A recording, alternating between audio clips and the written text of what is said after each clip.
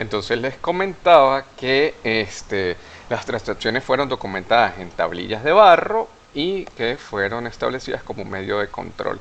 Además que Nabucodonosor fue el primero que nos habló del principio de la no delegación de la responsabilidad. Es decir, que la responsabilidad no se delega.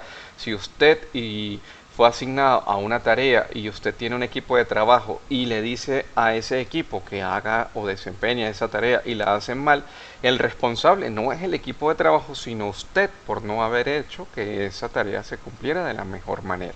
Entonces, desde esos momentos nosotros vemos que nace el principio de la no delegación de la responsabilidad. Ahora bien,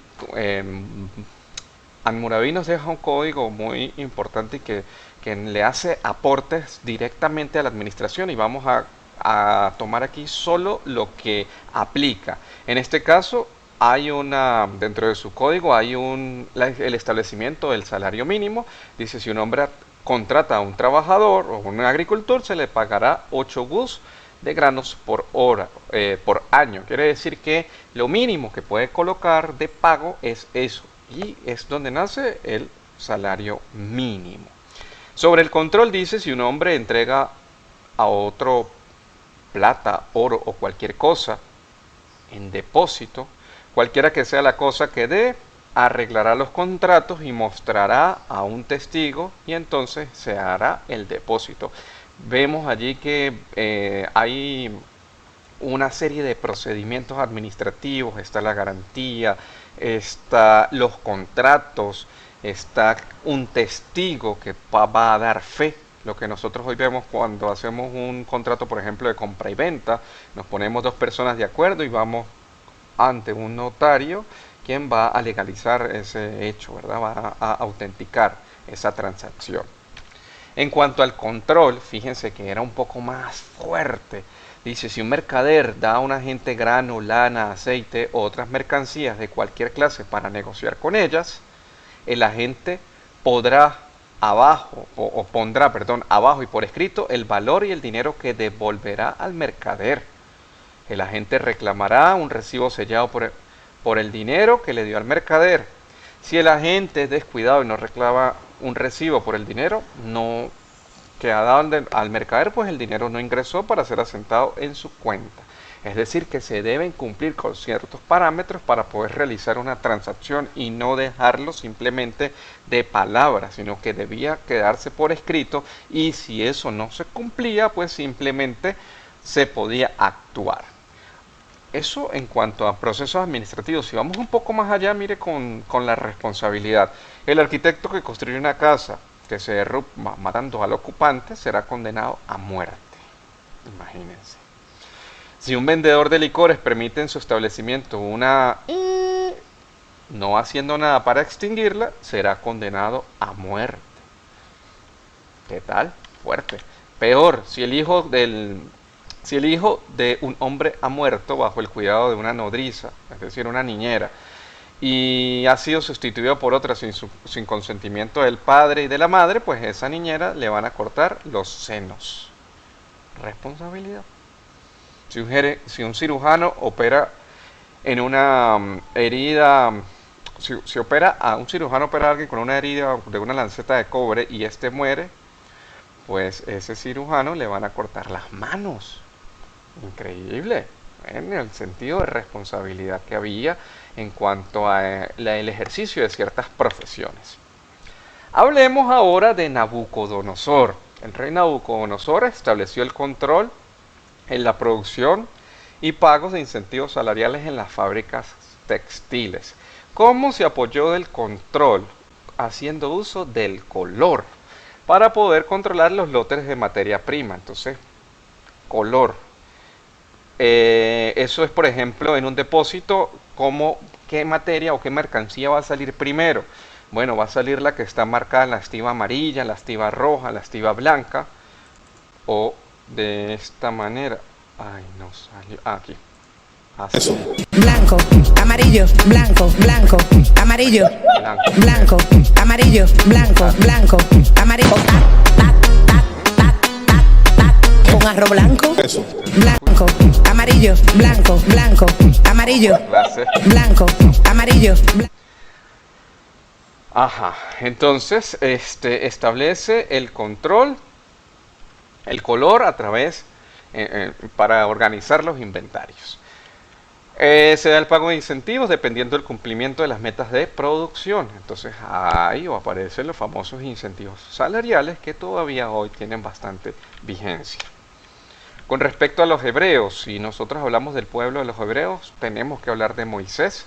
Fue uno de los hebreos prominentemente líderes por naturaleza, administrador y cuya habilidad en el gobierno y en la legislación y en las relaciones humanas fue completamente superior a la de cualquier hombre en sus tiempos. Realizó un excelente trabajo de selección de personal, adiestramiento y organización del éxodo de Egipto. Y si nosotros queremos buscar una base de dónde sale esto, nos vamos directamente al capítulo 18 del Éxodo en la Biblia, donde habla cómo hizo Moisés para ordenar a su pueblo, a través del principio de la delegación y el principio de excepción. Es decir, que él ordenó a su pueblo donde claramente lo más importante debía llegar a el jefe de unidad, y este jefe de unidad se lo pasaba al otro jefe que estaba en un nivel medio, y solo si ellos no lo podían resolverse, llegaba a Moisés. Una situación, un hecho en particular. Es lo que deja claro el principio de la delegación y de la excepción. ¿Ok? Que también estaremos hablando un poco más de ellos cuando lleguemos a Taylor. China. Para hablar de China, vamos a hablar en primer lugar de Confucio. ¿Quién es Confucio? Aquí tengo también otra de Confucio. Vamos a buscársela. Buenas noches, Panamá. Confucio fue uno de los que inventó la confusión y por eso de lo más antiguo, fue uno de los chinos japoneses que fue de lo más antiguo. Gracias. Chinito japonés, no es chinito ni japonés. Bueno, sí es chino. Confucio reúne el pensamiento administrativo de la China antigua en sus reglas de la administración pública, que era lo que le estaban preguntando a la chica.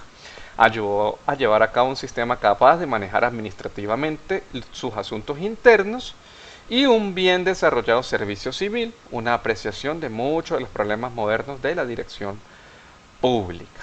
Su administración fue todo un éxito, estableció reformas, la justicia fue administrada con completa imparcialidad y el crimen también fue erradicado. Confucio deja lo que son las famosas reglas de Confucio. Primero, los gobernantes deberán estudiar los problemas para emitir su juicio y para poder buscar la mejor solución posible. Es decir, tiene que hacer un análisis del entorno y ver qué hay a disposición y cómo lo puede resolver. Segundo, mediante la ética profesional se atacarán los problemas siempre de manera objetiva y con imparcialidad, es decir, basados en la ética. Tercero, los problemas económicos, ante cualquier problema económico, la superación viene de la mano de un esfuerzo colectivo y la colaboración ciudadana, ¿verdad? Entre todos. No como acá, que entre todos lo que hacemos es subirle el precio a los productos y hacer un poco más fuerte esta crisis que tenemos. 4. Que el cerebro de quien gobierne no pare de trabajar. El gobernante debe disponer de una conducta noble y sin ánimos de lucro. No voy a hacer comentarios allí porque si lo llevamos al caso venezolano me pueden buscar por ahí. También cuando hablamos de la civilización china, hablamos de la Constitución de Chao, escrita alrededor de más de 1100 años antes de Cristo. Es un catálogo de todos los servicios o de los servidores civiles del emperador, desde el primer ministro hasta los integrantes del servicio doméstico. Esta reglamentación también describía los poderes del primer ministro, así como las atribuciones y las responsabilidades que éste tenía. Hace más de 3000 años China contaba con conceptos que tenían una matriz muy contemporánea a lo que nosotros tenemos hoy en día, como es la organización, la cooperación, las funciones que se empleaban, los procedimientos necesarios que se utilizaban para poder llegar a lograr la eficiencia y establecieron muchas técnicas de control. Es importante que cuando uno hable de Chou vaya a las reglas de la administración de Chou.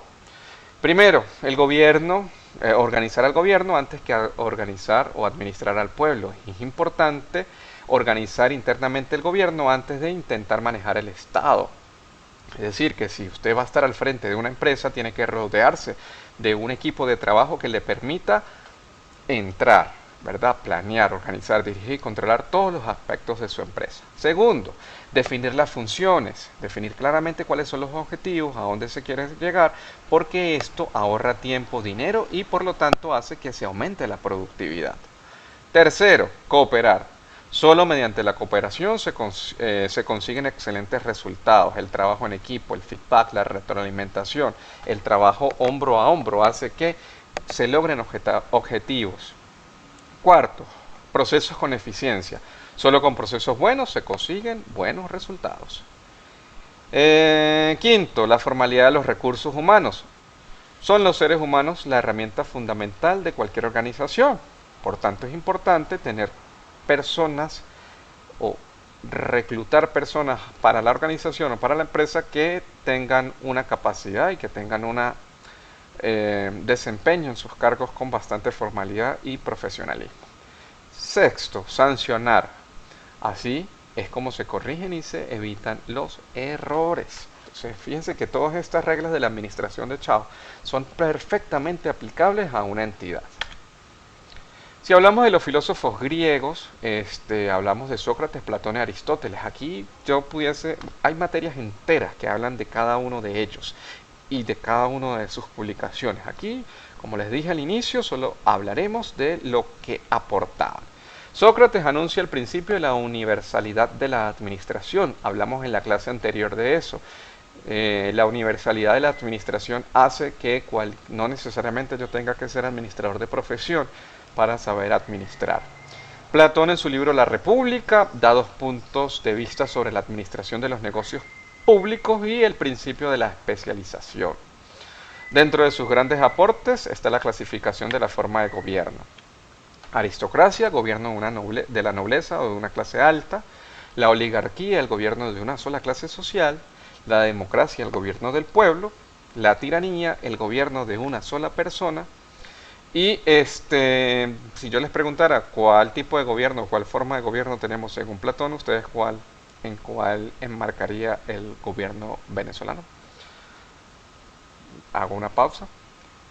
Aristóteles, en su libro La Política, distingue 3 formas de gobierno o 3 formas de administración pública: la ejecutiva, la legislativa y la judicial, tal como existía en la Constitución del año 65, donde era habían 3 poderes constituidos.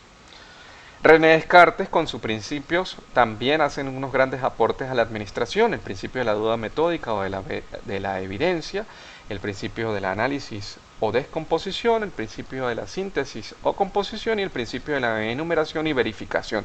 Yo cualquier problema que tenga dentro de la organización lo puedo evaluar o resolver aplicando los principios cartonianos. Duda metódica o sistemática o de la evidencia es consistir en ver cuáles son todas las aristas que tiene el problema para poder analizarlo y descomponerlo en todas sus partes. ¿Sí? Una vez que yo hago este análisis y descompongo todo el problema, sí puedo tener una idea clara de lo que voy a hacer, y una vez que yo tenga esta idea clara, vuelvo a hacer un feedback, que viene a ser el principio de la numeración o verificación, hago check y tomo una decisión. Por eso nosotros podemos tomar en consideración los principios cartesianos para la resolución de cualquier problema. Y terminamos. Si ya sabes lo que tienes que hacer y no lo haces, entonces estás peor que antes. Lo dijo por allá Confucio mucho tiempo atrás. Entonces, con esto no queda más que despedirme y decirles que muchas gracias por estar aquí. Fue un poquito largo el video, pero es la primera parte de esta unidad. Entonces nos vemos después en un video nuevo.